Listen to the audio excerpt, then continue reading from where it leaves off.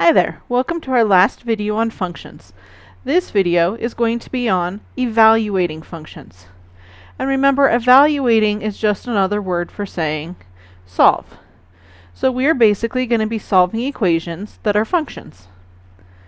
The first thing that we want to be able to do is we want to be able to make a table from our function rule. So let's quickly review.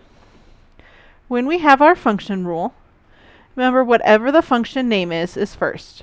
So this is function f. And this tells us in parentheses f of n. That just means the variable that we're using in this problem happens to be an n instead of an x. So it doesn't matter what variable is in here, just know that whatever is in parentheses is going to match whatever the variable is in the equation. So when we go to make a table, instead of putting our usual x and y, this time we're going to put n, since that's our variable, and f of n, because that's our output. And now they tell us what our inputs are going to be. Remember the word domain, that is our input. That's what goes into the equation. So we're going to write 1, 2, 3, and 4. So now we've made our table, and we want to know what is the function, what's the value of the function when n is 1. So we go over to where n is, and instead we substitute 1. And remember, if there's no sign in between them, like here, that means we're going to multiply. So that gives us negative 2 times 1, which is negative 2. And then negative 2 plus 7, which gives us an answer of 5. Now we're going to do it again, just replacing that 1 that was in parentheses with the 2. So negative 2 times 2 is negative 4, plus 7 gives us 3. Do it again with the 3. Negative 2 times 3 is negative 6.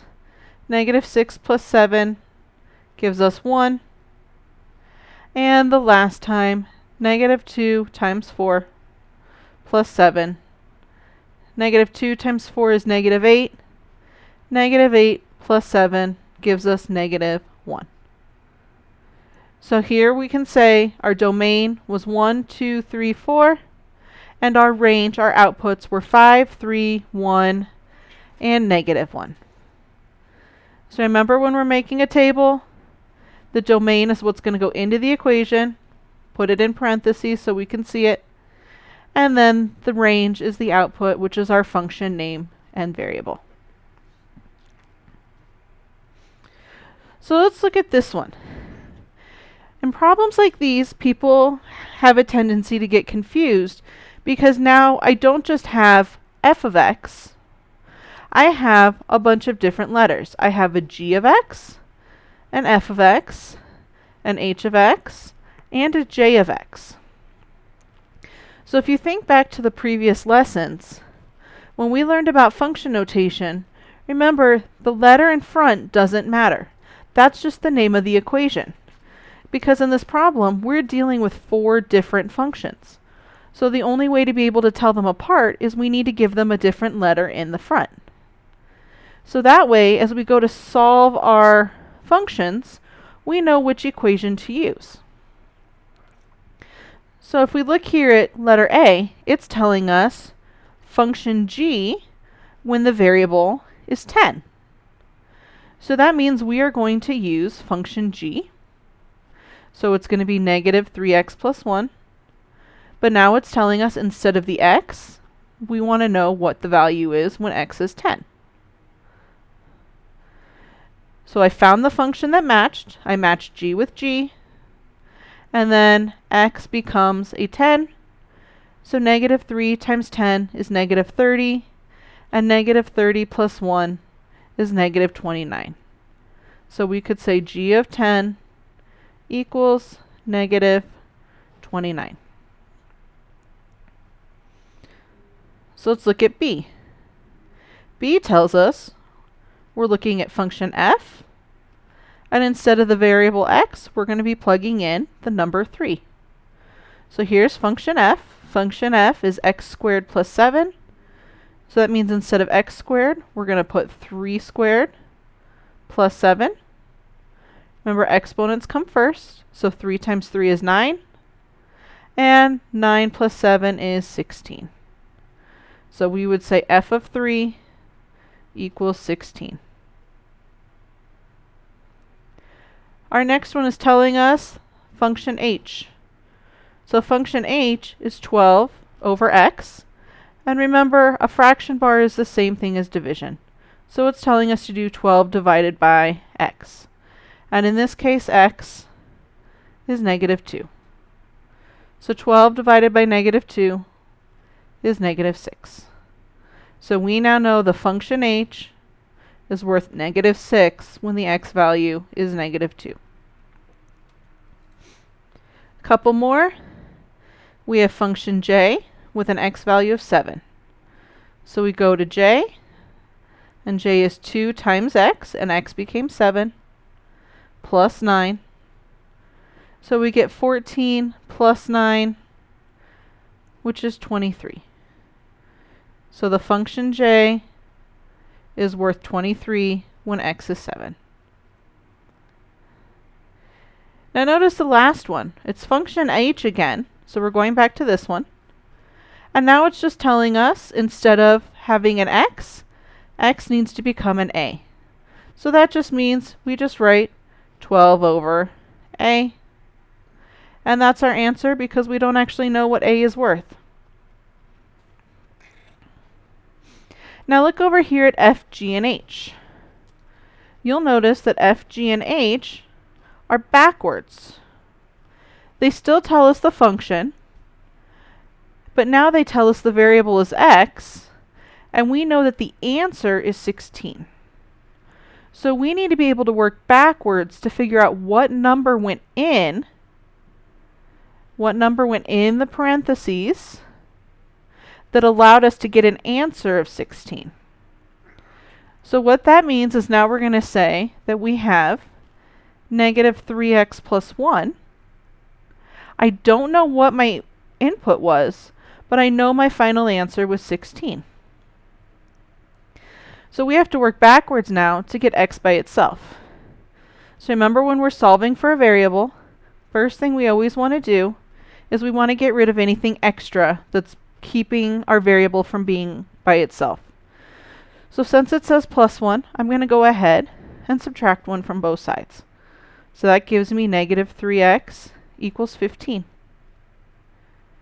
Now I remember that no symbol means it's multiplication. So to get x by itself, to undo multiplication, I'm going to go ahead and divide both sides by negative 3.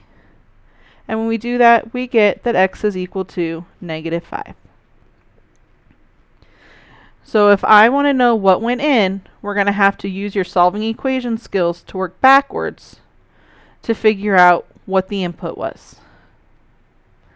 So now our next one is telling us we're using h of x again.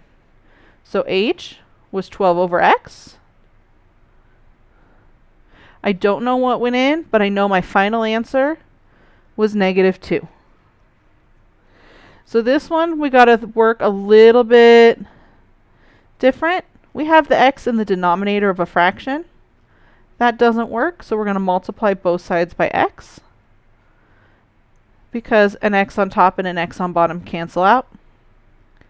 That gives us 12 equals negative 2x. And now I can divide both sides by negative 2 to get x by itself, giving us x equals negative 6. So now we can see that when negative 6 went in, 2 came out. And our last one here, f of x. We have x squared plus 7, and we know that the answer had to be 23. So just like this first one, I want to get this by itself, so I'm going to first subtract 7. And when I do that, that gives me x squared equals 23 minus 7 is 16. And now, if we want to undo a square, we're going to square root both sides. And that gives us x equals 4. So here, when 4 goes in, 23 comes out. So hopefully you're getting the hang of how to solve a function notation equation and how to identify which function to use. The last thing you need to be able to do in this lesson is you need to be able to write a function inverse. An inverse is basically the equation that undoes the one that we have. So inverse, as you're used to, is if we have an addition problem, we can subtract to undo it. If we have multiplication, we can divide to undo it. It's the same idea here. So what we're going to do is, in order to write the inverse of a function, you're going to switch the variables given and then solve for the independent variable. So what I'm going to do here is I'm going to go ahead and rewrite this as y equals negative 4n plus 8. Next thing we're going to do is we are going to go ahead and we are going to switch our variables. So I'm going to rewrite it as n equals negative 4y plus 8. So I've switched the n and the y. And then the last thing is we're going to go ahead and we're going to solve for y again because we want our function notation back. So if I do that, first thing I'm going to do is subtract the 8 from both sides. So that gives us n minus 8 equals negative 4y. And then to get y by itself, we're going to go ahead and divide everything by negative 4. And if we do that, we get y equals negative 1/4 n plus 2. And pay attention, it's a plus 2 here because that was a minus 8. So a negative 8 divided by a negative 4 becomes a plus 2. And then we can go ahead and put it back in function notation. So our inverse, and we use that little negative 1 for inverse. The inverse of f of n is negative 1/4 n plus 2. So let's try that over here again. I'm going to rewrite it as y equals 3x plus 9. We're going to switch our variables so we get x equals 3y plus 9. And now we want to get y by itself again. So we're going to subtract the 9 from both sides. We can't actually take 9 away from x, so we get x minus 9 equals 3y. And now we want to divide everything here by 3. So that's going to give us y equals 1/3 x minus 3. So our final answer would be f of n equals 1/3 x minus 3. So hopefully now you feel completely confident in using function notation and how to find the value of a function and how to evaluate function equations. Thanks for watching.